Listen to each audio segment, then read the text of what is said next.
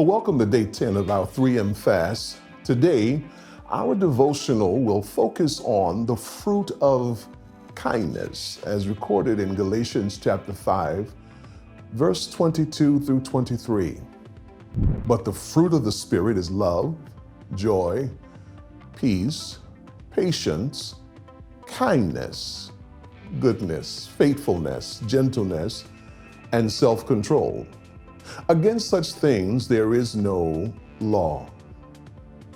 In our society, we often hear statements that summarize the philosophy of our mindset of our culture, like only the strong survive. We hear statements like, it's a dog-eat-dog world, so you better toughen up. Statements like, looking out for number one. These statements, unfortunately, feed our appetites for self-advancement, and yet in the face of a self-promoting and self-centered society, Jesus tells us in Matthew 5, verse 5, "Blessed are the meek, for they will inherit the earth." The question is, was Jesus impractical and naive when he spoke those words? Was he blind to the concept of human nature and behavior? Is his word out of step with the times in which we live? Obviously, since he created us, you do know he understands us. But he calls us to a higher level of living. Up to this point, we've been examining ingredients that deal with our inner life: love, joy, peace, and patience. But today, we step it up a notch as we look at our outer life regarding kindness. Some of the most successful people I know often talk about how the trajectory of their lives was set by their own personal attitudes. It wasn't the situation that defined them. It was the way they responded to the situations that were most important of all. My life experiences have taught me to look at kindness not as a responsibility, but instead to see it as a choice. When I look at it as a choice, it's pretty easy to get it right. See, it's my choice to open a door for a stranger. It's my choice not to ignore the elderly person struggling with carrying their bags. At the end of the day, I have to live with myself and the choices I make regarding being kind.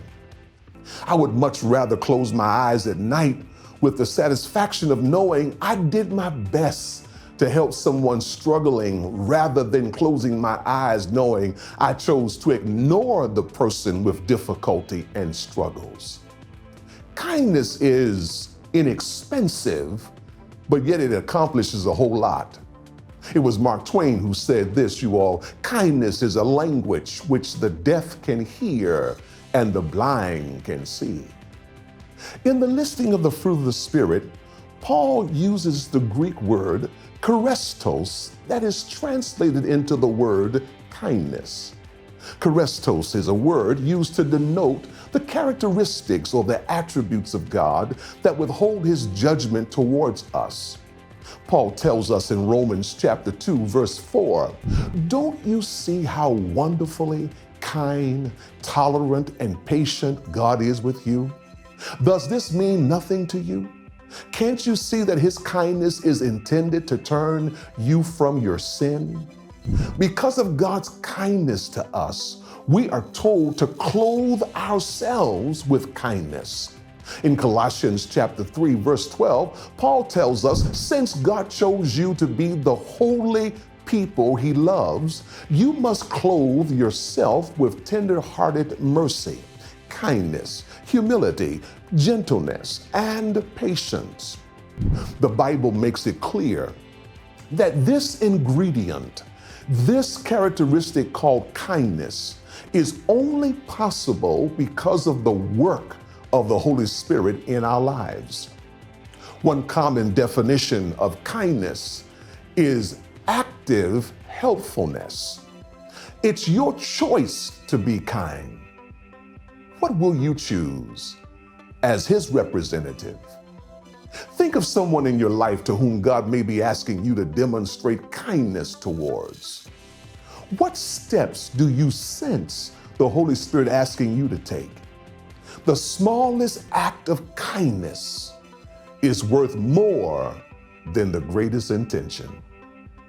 I gotta go. Can't wait till tomorrow.